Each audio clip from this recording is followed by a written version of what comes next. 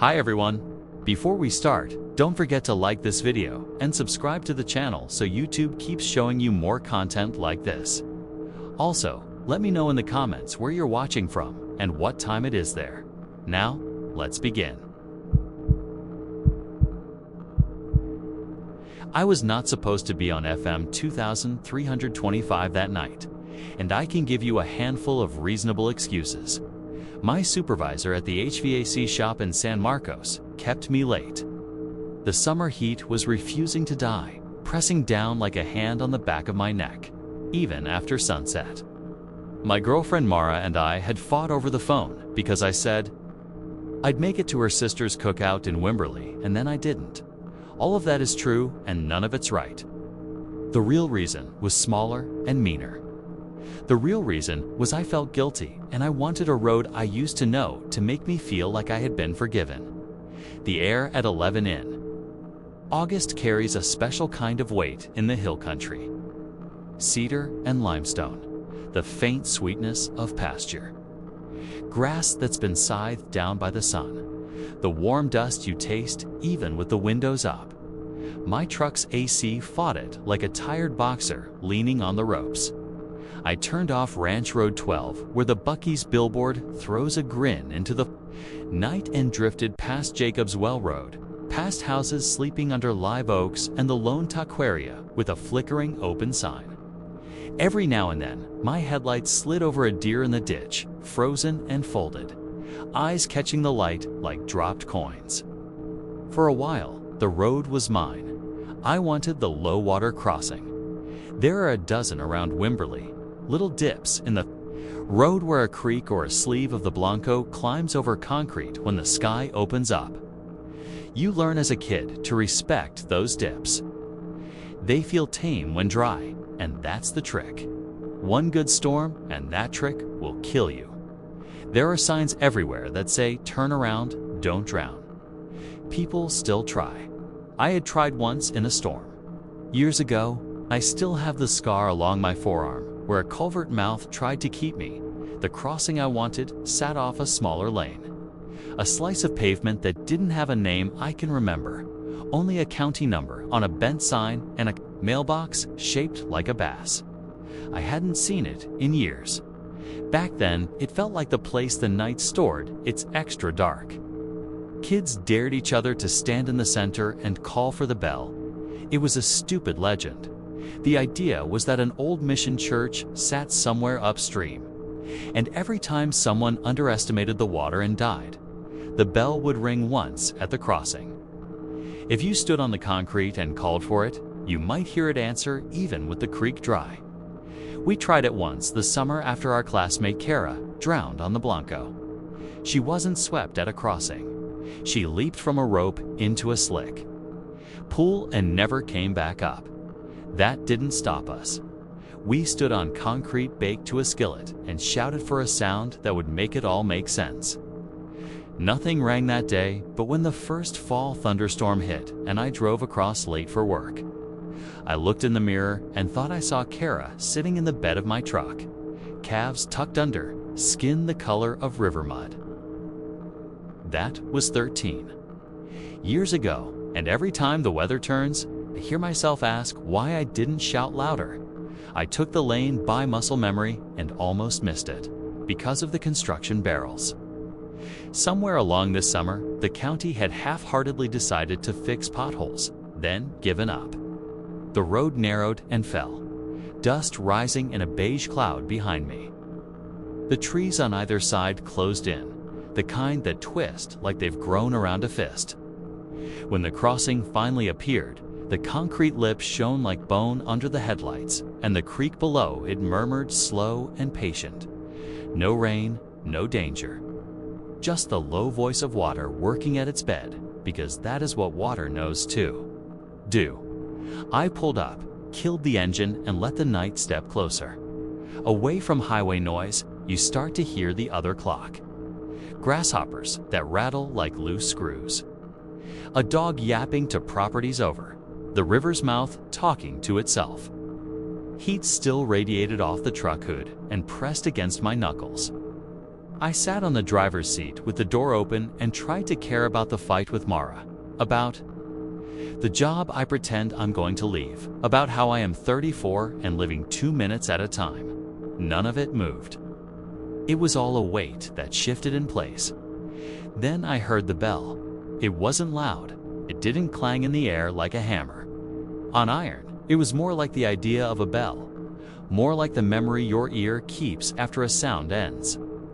It came from upstream, where the creek narrowed into brush and driftwood piles, and the glow of moonlight on water turned to a pale ribbon.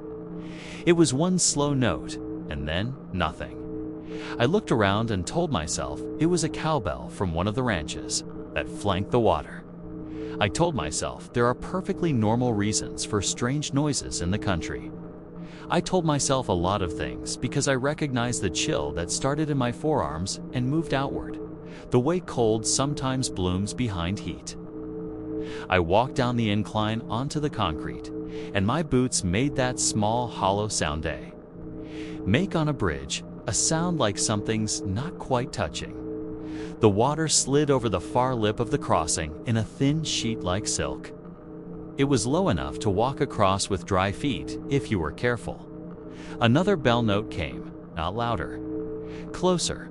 I flicked my mag light down the upstream side and landed on a line of tire tracks aimed crooked.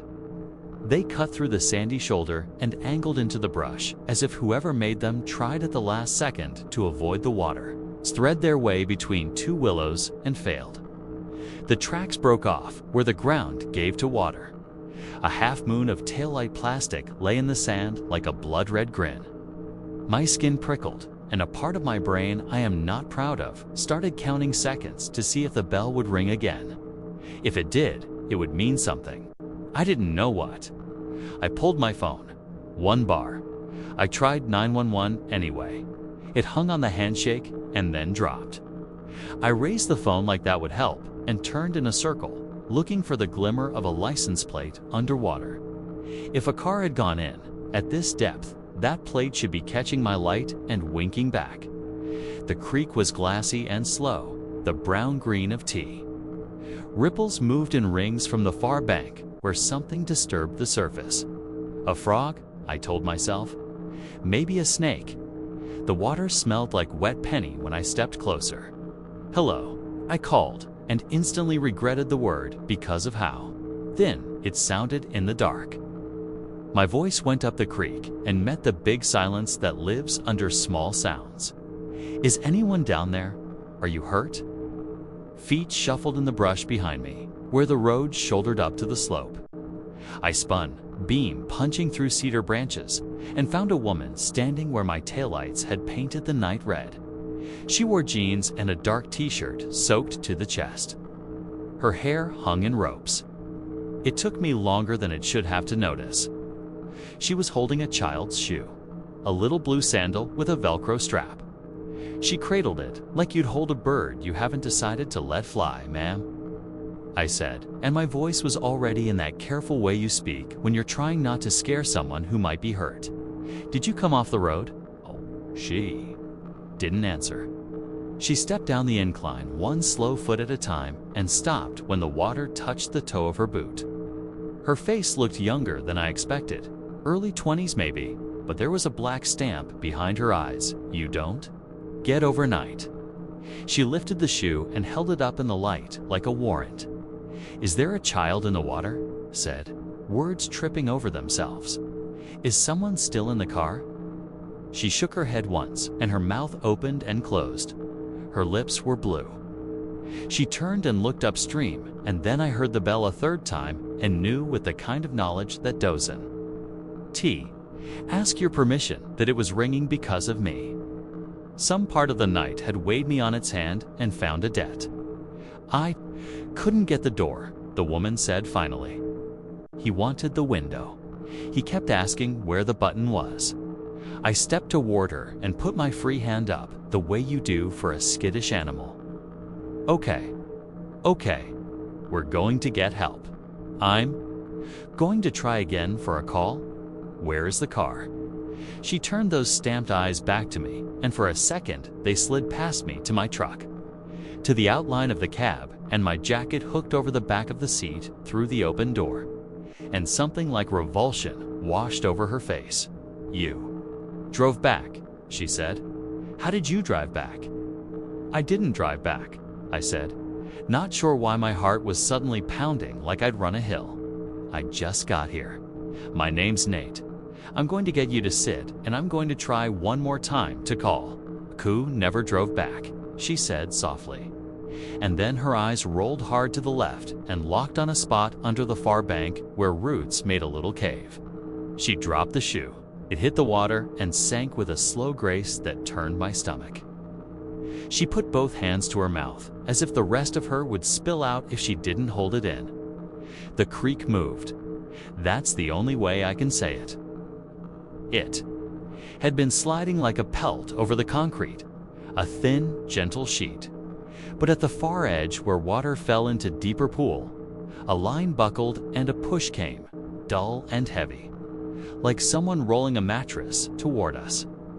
The bell rang again, and the sound traveled through water and concrete instead of air.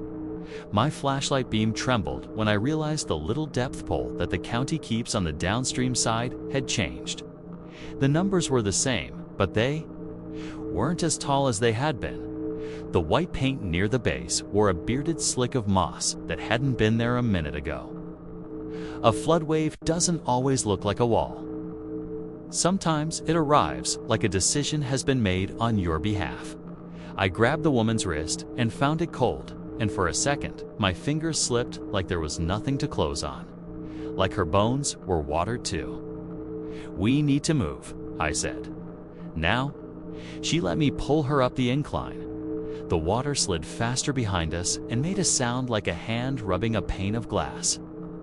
My phone blinked and I tried 911. Again, and this time it malted the green bar all the way to the end before dropping to dead gray. I cursed and turned toward my truck and froze. There was a man sitting in my driver's seat. He had my posture with one arm on the wheel and one at his side. He had my shoulders. He had the way my neck sits like it never learned how. He was me. That fact arrived without drama. It landed with all the weight of a bolt sliding into the right groove. He turned, and in the mirror of his face, I watched him see me. My hand found the woman's and crushed it. She didn't flinch. She stared with that same stamped emptiness as the person in my truck reached and turned the key, and the engine clattered awake into idle. The radio lit, no station name, just the orange backlight and the dim suggestion of numbers. A voice came out. The speaker in my door does this thing where it muffles male voices to a wet-mouthed monotone. That's how I recognized it as mine. "Do not stop," the radio me said. "Turn around. Go to the highway. Do not stop at the crossing." My flesh, me, wanted to obey him so badly, my knees turned stupid. I had the thought that if I jumped in the truck and listened and accelerated, and got back to Ranch Road 12, I could reach Mara's place in 20 minutes, and her porch light would be on, and everything would slide back into its track. Then the bell rang again, and the far bank groaned like a house, and the smell of the creek deepened into rot, and the woman tugged once at my hand and whispered a name in a voice of ground glass. "Evan," she said. "Please, please." Toes. I don't know how to tell you the next part without making myself into something I'm not. I have replayed the choice until the grooves are smooth. I had the woman's hand. I had my truck with my voice in it. I had the creek climbing into itself and the bell turning the night into a struck plate. I had a name I did not know in my ear, and somewhere out there maybe a child who wanted the window button. I left the woman and went to the water. It was lower than the sound suggested, and that is what gets you. Your eyes tell you one thing, and your body reads the slope different. I stepped onto the concrete, and the slick moss reached up like a hand, and I went to my knees. The current felt slow until it touched the back of my calves. Then it was a hook. I planted the flashlight beam on the far bank and aimed for the root cave where she'd stared. Somewhere behind me, she spoke again, and the words dragged at my spine, and I told myself that if I could just get my hands on whatever's there. If there was a car down there, if there was a seatbelt stuck in a latch and a small body fighting the heavy quiet. If I could get fingers under metal, if. My feet went out from under me. The water accepted me without surprise. They tell you not to stand in moving water because it's the way the luck runs out for people who are sure they can. I felt the current to use my legs like a lever. I slammed shoulder first into the downstream side, where the concrete broke over into depth. For a second, I was what the creek wanted to be, a weight being moved from one place to another. Then my palm found the edge and stuck. Algae slurred under my fingers. The water folded me with a patience that felt like pity. There are sounds I will never put into other words. The song of a seatbelt catching, the small hollow click in a car door handle that says no. The way a child coughs underwater in your head because you have decided that is what was true. The bell rang and rang. The radio in my truck spoke through. The open door, and I heard my own voice begging me not to stop, and I hated him with a clean hate that cleared my sight. The far bank changed again, and driftwood stacked into a bad jaw. Something floated past my face with a lazy spin. The blue sandal tapped my cheek and went on. I held as long as I could. When I finally let go and let the water take me, it did not take me far.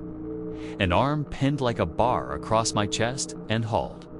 The woman had a strength that didn't match her size. She dragged me up the incline in a slither of rocks and knees, and I spat, creak, and bile and the taste of rust. And when I blinked, the water out of my eyes, I saw a second vehicle nose down at the edge of the crossing. An older Ford with a work rack and a smashed fender, doors open to the night. And I saw a man coming around its hood with a rope looped over his arm. And the man was me again. But it wasn't the me in my truck. It was me from a summer, I think. I had, when my hair was longer and my belly flatter, and I wore the ugly silver ring Mara hates. His face looked at mine, and his disgust lifted like a stink from a swamp. He did not talk to me. He talked to the woman. "I told you you cannot keep doing this," he said. The rope went around my chest, and I properly learned then what being handled feels like when you are the thing people lift onto a shelf they don't want to look into. The woman touched my face, and for a second I felt cold lake hands, and then she was just a girl soaked to the bone and staring past me into the root cave, as if her eyes were the last thing that might fit. "Is there a child?" I said again, and the way my voice broke made the other me flinch. He looked at my truck, idling, and he looked at me, and he looked at the creek and tossed the coil aside and shut my door. The voice on the radio silenced like a throat cut. He turned the key, and my engine died. "No," the woman said. "Not for you." When the flood came, it did it how you fear it will. It hit the far edge and hunched and stood up into a dark back and took the crossing in a single breath. The rope bit my ribs when the water reached for me, and in the scramble to get to the top of the incline, something under the flood touched my ankle with a light, polite pressure that felt like a hand checking your temperature. I screamed like I was young. I screamed a name I have never spoken aloud because it lives in my mouth unasked like a prayer. Kara. I know I screamed her name because the other me turned and showed me a face wrecked with pity and an old relentless grief, and I knew he carried the same mouth petition. We are all just loops, retracing the roads we take on the worst night of our lives. We made it to the truck. The woman climbed into the other Ford without a word and put her forehead on the wheel like the little engine inside had gone quiet, and it might start again if she whispered into it. My not now me left without lights and without looking back. I helped the woman in a way that wasn't much help at all, because what help is there? The bell rang one more time, dull and spent. Dawn looks gray in the hill country until it doesn't. When the light came proper, it was already hot. I do not remember falling asleep, only the relief of not hearing water. I woke in the driver's seat of my truck with my shirt glued to my back. The floorboard stank like creek.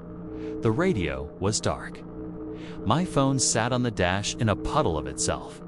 I sat there with my hands on the wheel and my mouth half open like I'd been telling myself to wake up and finally had.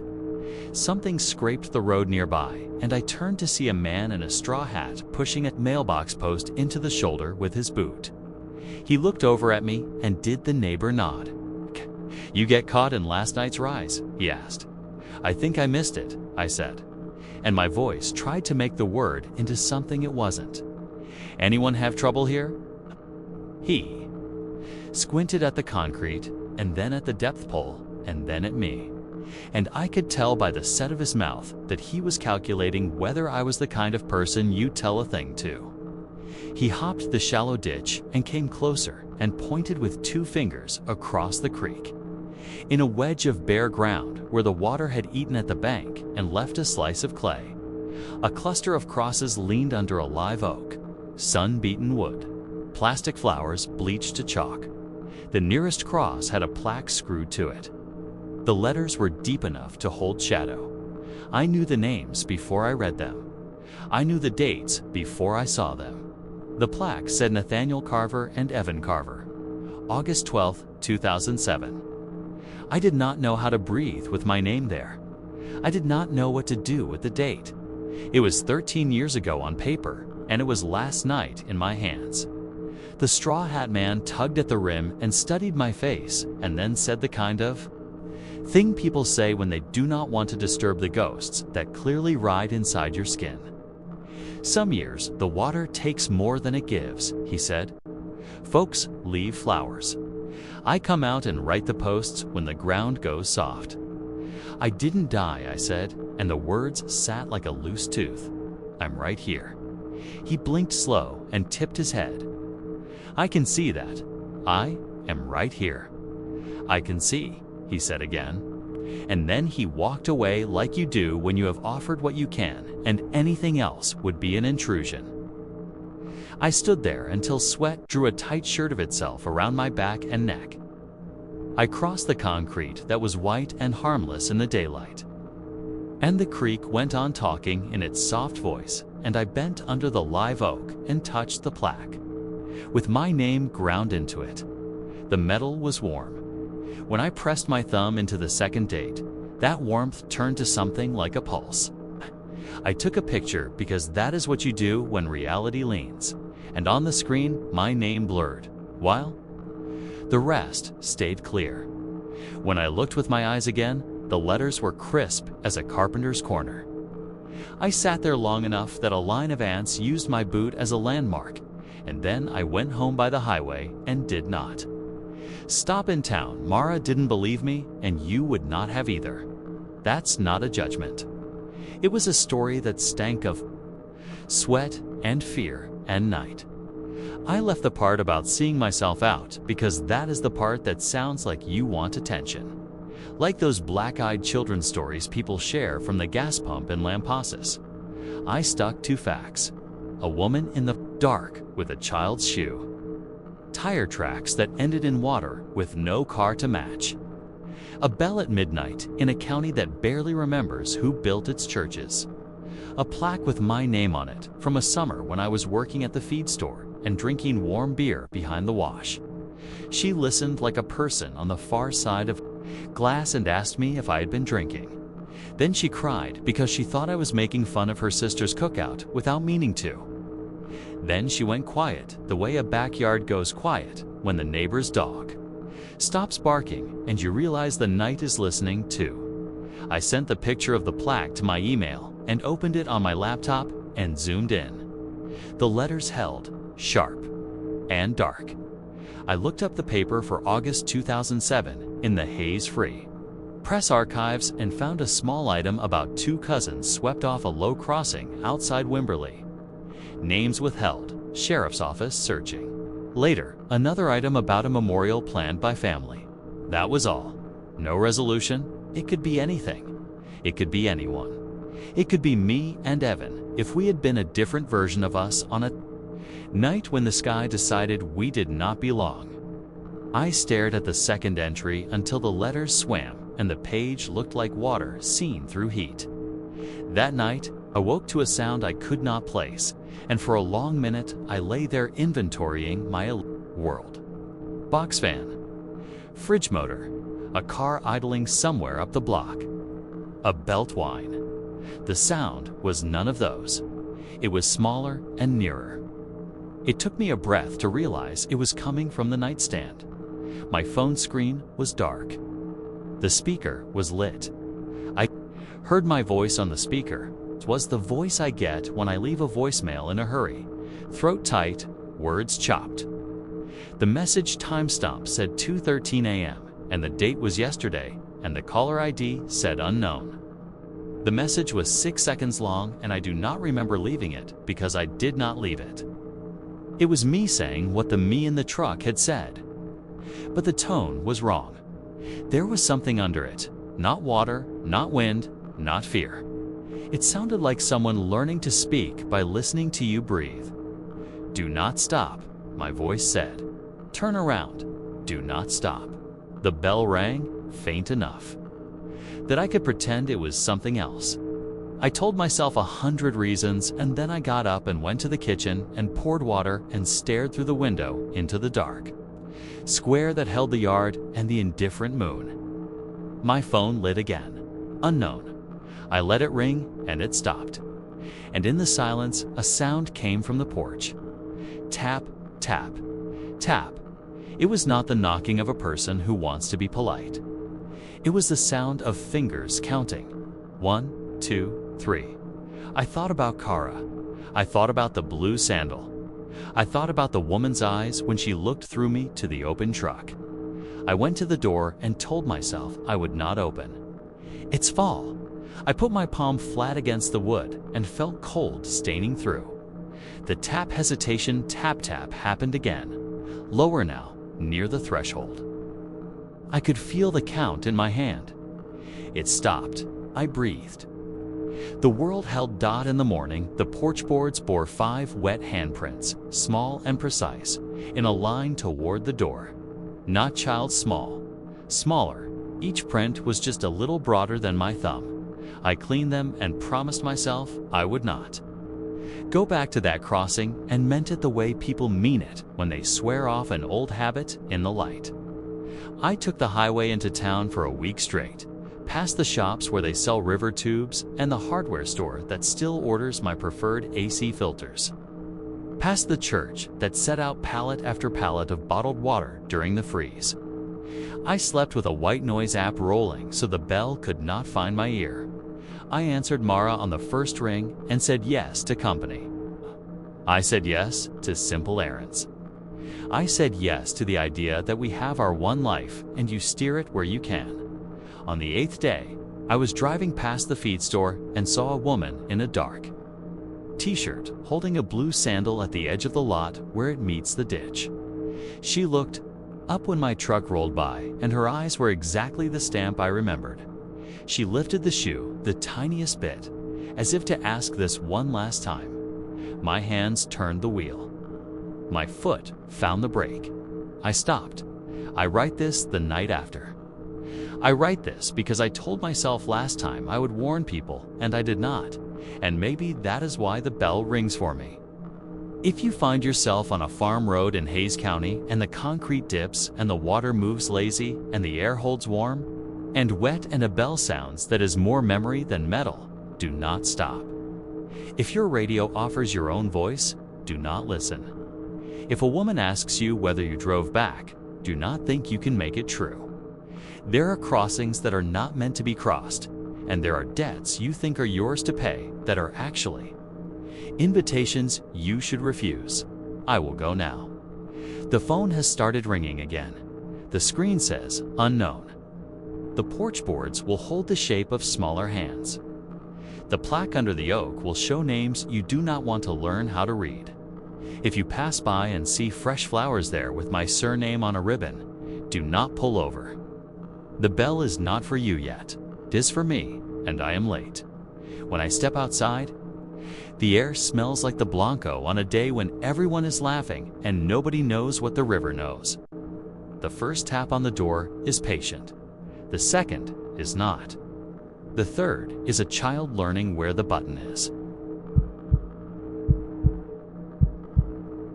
It started the summer we moved into my uncle's old house outside of Graham, Texas. The place had been empty for close to 6 years, long enough for the paint to fade to a pale, thirsty yellow, and for the yard to choke itself with weeds. My parents said it was a fresh start, but I knew better. Fresh starts didn't come with sagging floors, drafty windows, and a basement that smelled like damp laundry left to rot in the machine. The basement was the kind of place that seemed to breathe when you stood in it too long. You could hear water trickling somewhere inside the walls, though my dad swore there were no pipes down there. The floor was poured concrete, stained with dark spots that could have been motor oil or something worse. A single bare bulb hung from the ceiling, and against the far wall sat an ancient tube television, the kind with big, clunky knobs and fake wood paneling. It was an ugly thing. No cable hookup, no remote. The glass screen had a spiderweb crack in one corner, and the electrical cord was wrapped in duct tape. Dad said it didn't even work anymore, so we left it down there with the rest of the junk that came with the house folding chairs. Boxes of warped vinyl records, a mattress with a suspiciously large brown stain. For the first month, the house was just uncomfortable in that way old houses are. The kind where the walls groan at night and the air smells faintly of someone else's life. But around mid-July, I started noticing little things. It began with the hum. I was getting a glass of water one night, maybe 2 in the morning, and I heard this faint, steady buzzing coming up through the floorboards. It was coming from the basement. My first thought was the water heater or the breaker box, but when I went down there, the sound was louder, richer. It was coming from the TV. The screen was on, glowing faint blue, but not showing a channel, just static.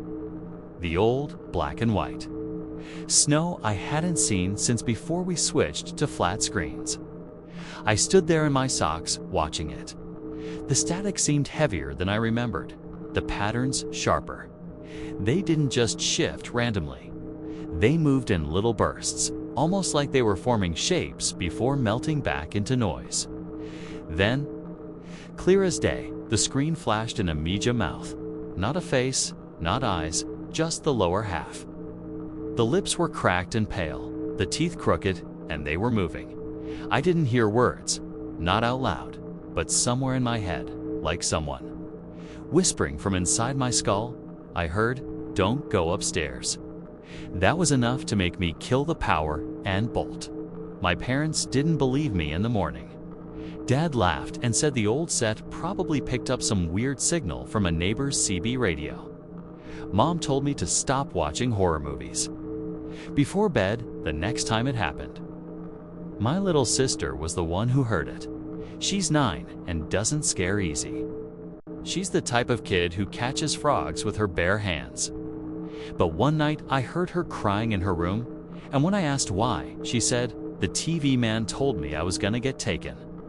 She said she'd woken up to that same faint buzzing I'd heard, gone down to the basement because she thought she heard me talking, and found the TV glowing in the dark. The static showed the same mouth, and this time it was smiling dry, split lips curling back too far. She said she didn't hear the words with her ears. They were in her head, like the mouth was talking directly to her brain. And what it said was, "They're coming for you, little girl. They're already in the house." We told our parents. Again and again, they brushed it off. But the third time it happened, Mom heard it too. It was late August, storm season. Thunder shaking the windows, rain smearing the world outside. The power flickered twice that night, but never fully went out. Around 1:30, I woke up to the sound of footsteps pounding down the hall. then the basement door creaking open. I grabbed my phone and followed. Mom was standing at the top of the basement stairs, looking down into the dark. She didn't even notice me at first. "What is it?" I whispered. Her voice was shaky when she said, "I heard someone talking down there." We both went down, her gripping the railing like she expected it to break. The TV was on again, humming, louder than before, like an electric beehive. The mouth was there, clear and sharp in the static. This time, the corners of its lips were twitching, like it was holding back laughter. The sound wasn't in my head anymore, was whispering out. Loud, low, and wet, like someone speaking with their lips pressed right against your ear.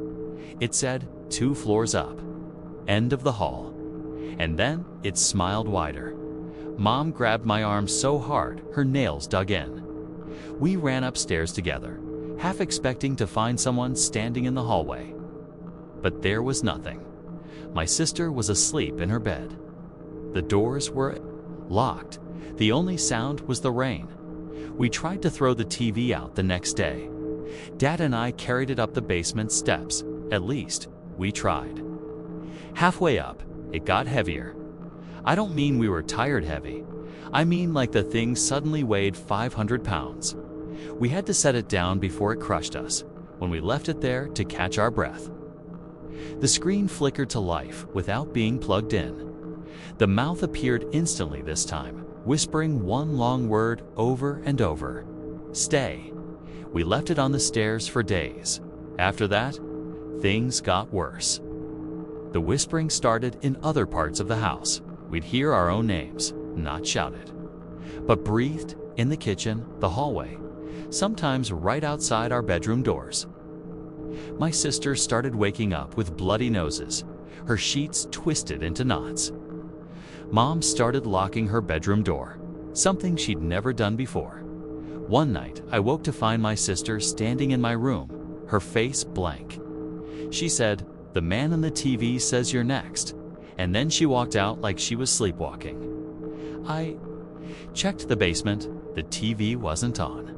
But when I looked at the screen, I saw my own face in the static knot as I was, but older, bruised, and with something dark pooling in my mouth. I didn't sleep for the rest of the night. 2 weeks later, the basement flooded after a heavy rain. The water rose halfway up the stairs before we could pump it out.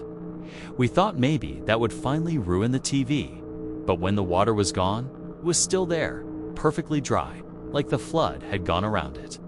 That was when Dad decided enough was enough. We were going to smash it and haul it to the dump. We took it out into the yard, set it on the grass, and hit it with a sledgehammer. The glass cracked, the wood splintered, but instead of wires and vacuum tubes inside, there was nothing. Just blackness. Not a dark interior, but a space that didn't look like it ended. Something moved inside it. Something with hands that were too long and a mouth. I recognized immediately. The last thing I remember is that mouth stretching, whispering something I couldn't make out because it wasn't in English, and then Dad screaming. When I woke up, the TV was back in the basement. Dad was gone. Mom told the sheriff he'd run off after a fight, but she hasn't gone down to the basement since. My sister won't even walk past the door. Last night, the static came on again. The mouth appeared. It wasn't smiling anymore. It said, 1 down, 2 to go. And then it licked its lips. It started the summer I turned 16, in the kind of heat that makes asphalt feel like it's breathing under your sneakers. The 4 of us, me, Cody, Tanner, and my cousin Hannah, had been bored for weeks in our small Texas town of Meridian. The kind of place where the Dairy Queen's closing time was considered a social event. We'd started doing this stupid dare game at night to keep ourselves entertained. You'd pick a house, any house, sneak up to one of its dark windows, knock 3 times, and then run like hell. It was mostly harmless. Nobody ever called the cops. Most folks were asleep or too old to get off the couch that late anyway. There was this one place, though, that had been off limits for years.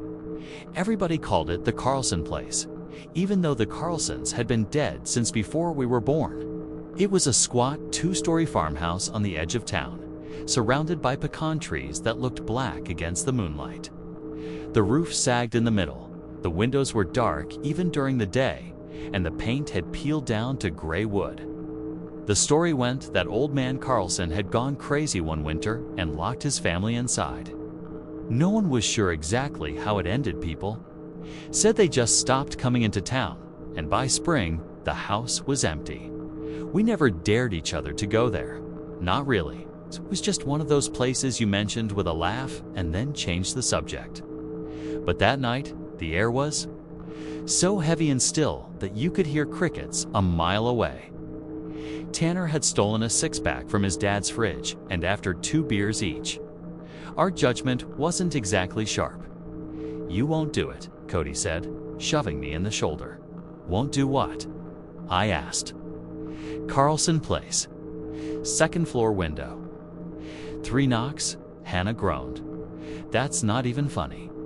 You know, my mom said she saw someone in there last year. That was just some tweaker looking for a place to crash," Tanner said. "Place has been empty forever." Cody leaned in like he was telling a ghost story. "Nah, my brother said when you knock, it knocks back. From the outside, like someone's leaning out there in the dark, waiting. It should have been easy to call his bluff. Just laugh it off, move on. But I was 16 and too stupid to back down. I shrugged and said, 'Fine, let's go.' We cut across the dirt lot behind the feed store and followed the gravel road that wound past the water tower. By the time the Carlson place came into view, the beer buzz had dulled into a tense quiet. The house looked even bigger up close, the windows like empty sockets staring out into the fields. "Second floor," Cody reminded me, grinning like he'd already won something. I found the side porch steps and crept up, the wood groaning under my weight. The paint flaked off in my hand as I grabbed the railing. Inside, I could smell that old house scent dust, mold, and something sour underneath. The front door was shut tight, but the porch wrapped around to the side where a pecan branch had grown so close it brushed against the siding. The second-story window wasn't hard to reach. The tree made a kind of ladder. I climbed halfway up until I could stand on the thick branch and lean toward the glass. The moonlight hit it just enough for me to see my faint reflection. My pulse was thudding in my ears, but I balled my fist and rapped 3 times. 1, 2, 3. The sound was dull against the grime-covered glass. For a second, there was nothing. Then, from the other side, came 3 slow knocks. 1, 2, 3. I froze. The knocks didn't sound like an echo. They weren't timed right. They came a heartbeat later, harder, as if someone was standing just beyond the glass. I turned my head toward the yard, thinking maybe Cody had somehow snuck around and tapped the outside wall. But he was still down by the fence with the others, all of them staring up at me with wide eyes. The knocks came again, louder. I scrambled down the tree so fast I scraped my palms raw, and we bolted back toward town without saying a word. We didn't talk about it for a couple of days. It was easier to pretend it hadn't happened, like we'd all just heard a squirrel or something. But the thing was, once you played the game at a house, you weren't supposed to go back. And yet, a week later, Cody dared Tanner to try it. He went up to a first-floor window this time, knocked, and swore it knocked back same slow, deliberate rhythm. By the 3rd time, when Hannah tried it and came back pale and shaking, we realized something was different. It didn't just knock back anymore. It followed you. That night, Hannah called me from her bedroom, whispering like her parents might overhear. "It's here," she said. "What's here?" "The knocking." I'm in bed, and something's tapping on my window. My second-floor window. I live 3 miles from the Carlson place. I didn't know what to say. She told me she'd pulled the blinds. The knocking had started moving, first at her window, then the bathroom, then the kitchen. Always from the outside, as if whatever it was circling the house stopped by morning. She swore it had stopped. But 2 days later, it happened to me. I woke at 2:13 a.m. to 3 sharp taps on my bedroom window. My house sat at the edge of a cornfield, with no trees close enough for anyone to climb. I didn't move, just lay there holding my breath. After a minute, it stopped. I thought maybe it had been a dream until I heard it again, this time from the living room. Then the back door. When I told Cody and Tanner, they both admitted it had happened to them too. Always 3 knocks, always moving from one window to another, like it was looking for a way in. We tried ignoring it, keeping our blinds closed, but it didn't matter. It would happen once every few nights, always between 2 and 3 in the morning. We never saw anyone out there. Just the sound of knuckles on glass, close enough to make the pane vibrate. It went on for weeks. Then Tanner stopped showing up to hang out. His mom said he'd been sleeping over at his uncle's place in Waco. A month later, Cody left for Austin to stay with his brother. Hannah stopped answering my texts altogether. The last time I heard from her was in September. She sent me a single message at 2:14 a.m. It's inside, no one's seen her since the cops searched her house and found the front door locked from the inside.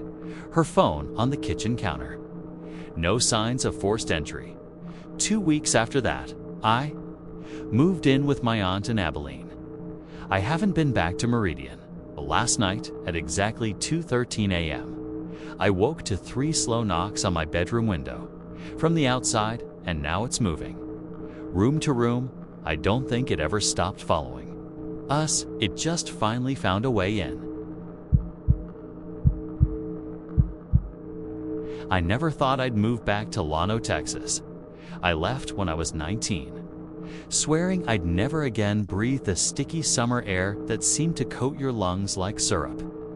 Never again feel the grit from the Llano River crunch between my toes. Never again see the dead-eyed stares of a town where nothing changes except the number of names in the obituary section of the Llano News. But life's a long road with some cruel curves. When my mom got sick lungs full of fluid from years working the feed store and a lifetime of cheap cigarettes, I packed up what little I had in Austin and came back. The old house was the same, down to the dent in the front porch rail where my cousin Clay and I used to balance bottle rockets. The floorboards still sagged in the hallway. The smell of cedar and dust hit me as soon as I opened the door. She was already in a hospital bed by then, a rented one squeezed into her bedroom. I took the back room I'd had as a kid. And that's where this whole thing began. I need to explain something about that room. It had a set of old, mismatched bunk, bed top and bottom made of thick oak, varnish peeling off in flakes. The bottom mattress had always been mine. The top bunk sat unused most of my childhood, except for when Clay slept over. He was the only one who didn't mind the creaks and the way the ladder swayed. Mom had offered to take the bunks apart years ago, but I never wanted her to. I couldn't explain why, even as a kid. They just felt like part of the room. Like the scuffed dresser or the window that never quite closed all the way. The first night back, I crashed hard. I'd been up for 30 hours between moving, checking on Mom at the hospital, and sorting through boxes she'd left piled in the kitchen. Around 2 a.m., I woke up suddenly.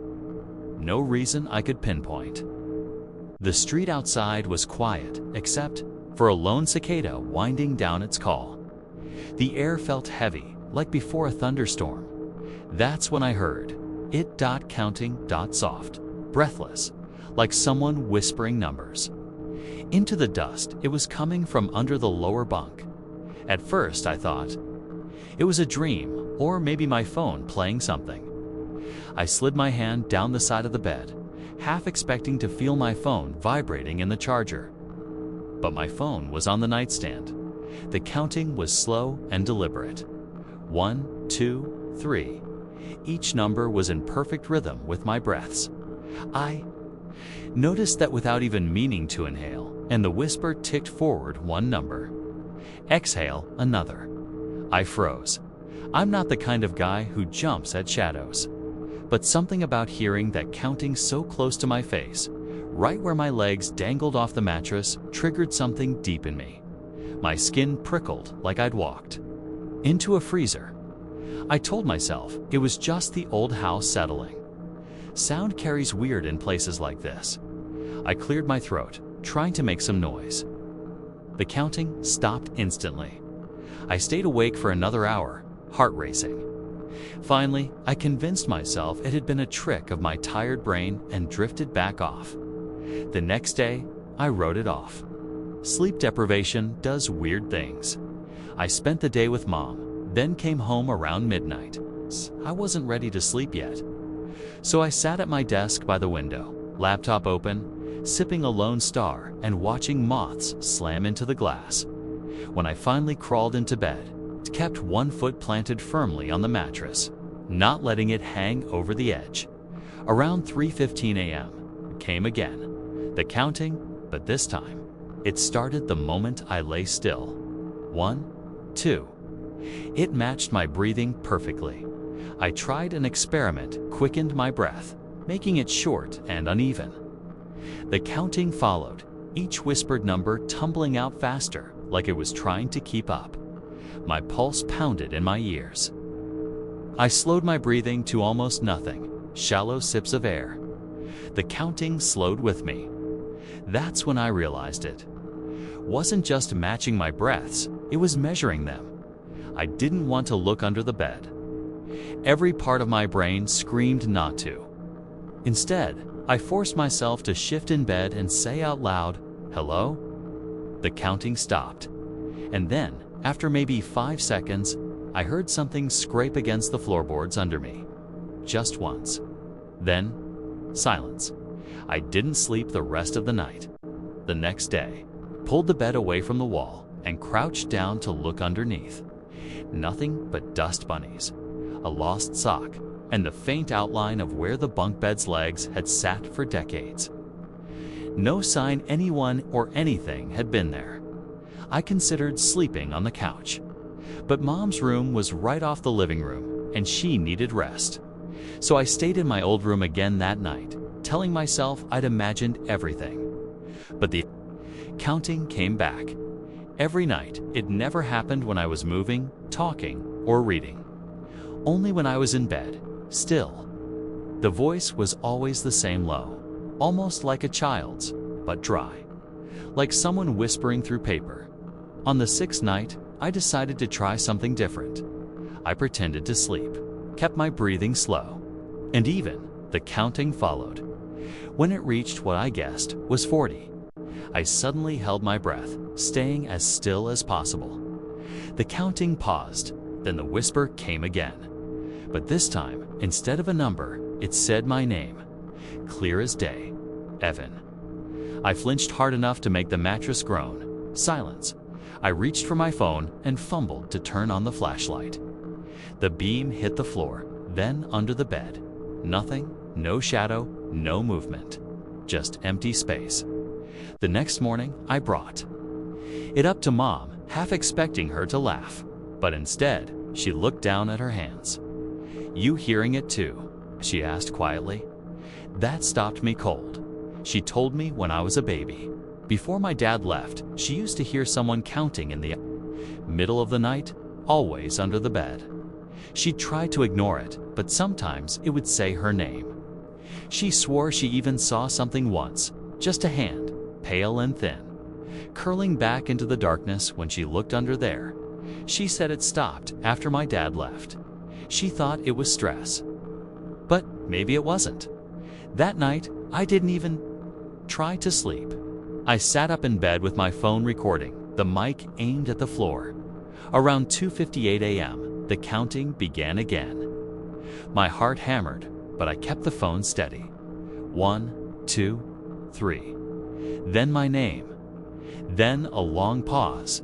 And then, in a tone that almost sounded amused, it said, "Stop pretending." I dropped the phone. The voice laughed. I've heard it every night since. It doesn't care if I'm awake now. Doesn't care if I try to drown it out with music. The counting cuts through. It's always in time with my breathing. Sometimes it speeds up before I do, like it knows when I'm about to panic. And last night was the first time I woke up to find myself under the bunk, flat on my back, counting.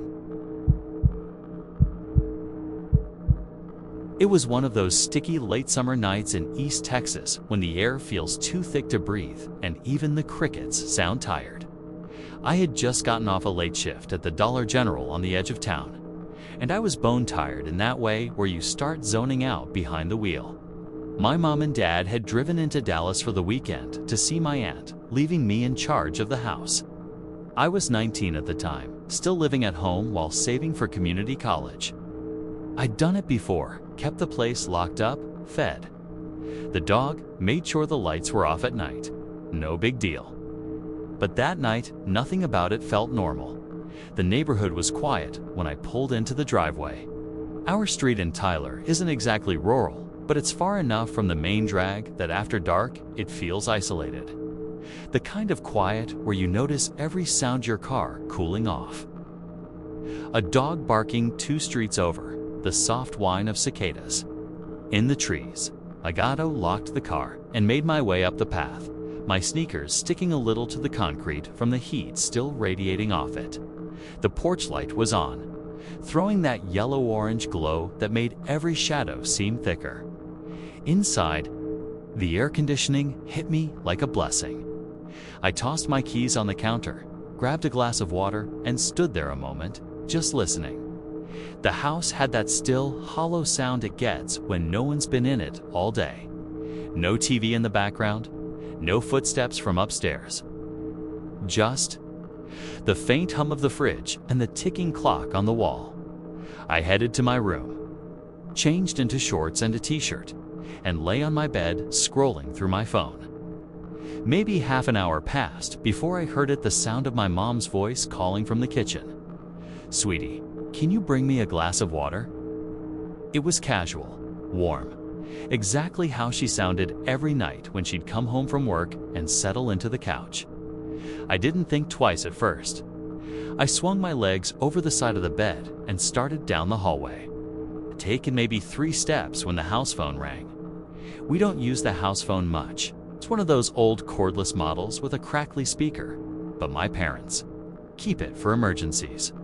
I almost ignored it, figuring it was spam, but something made me stop and grab it from the wall cradle in the hallway. "Hello," I said. There was a pause, and then my dad's voice came through. Low and serious. "Don't go into the kitchen," he said.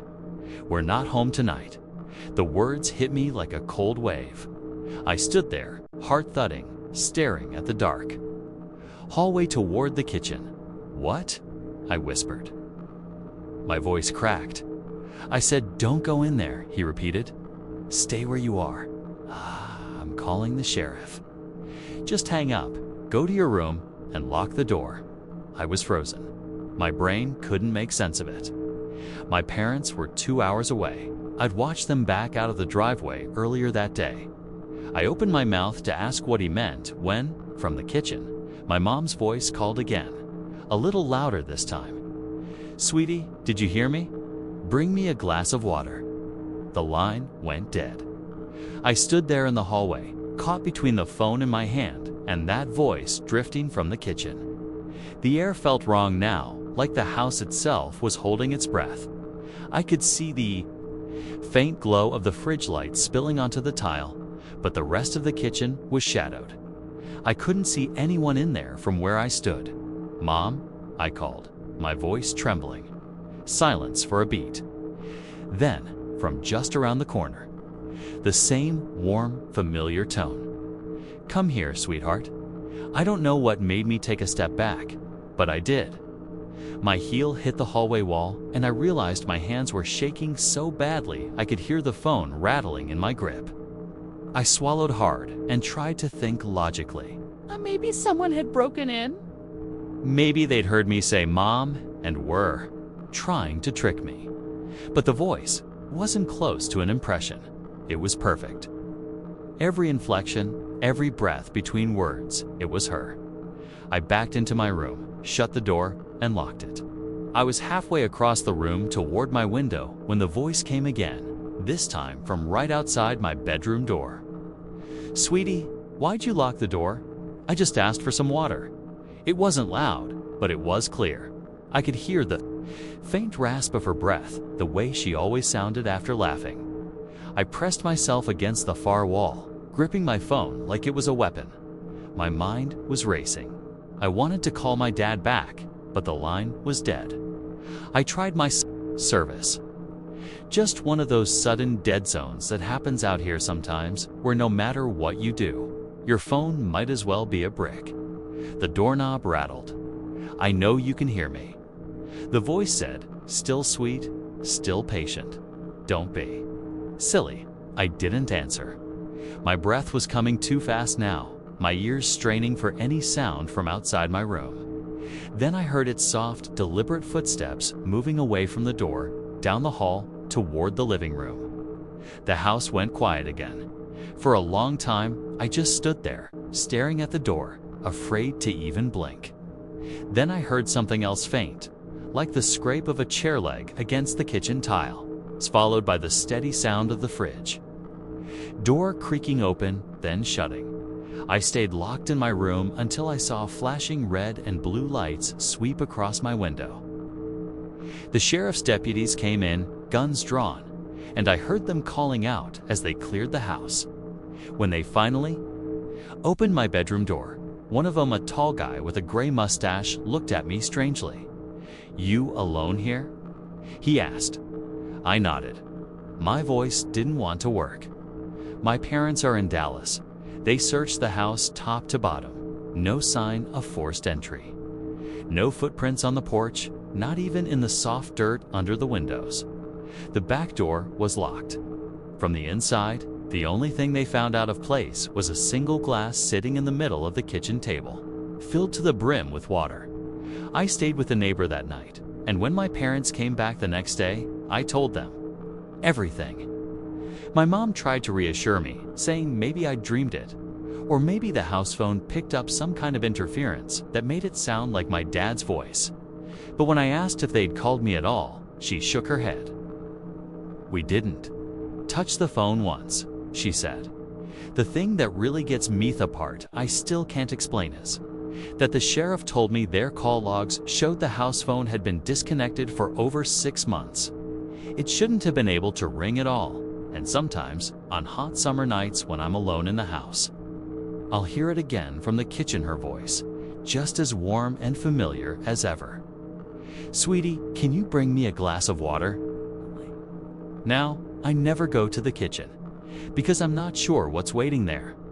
And I'm terrified one night I'll find out."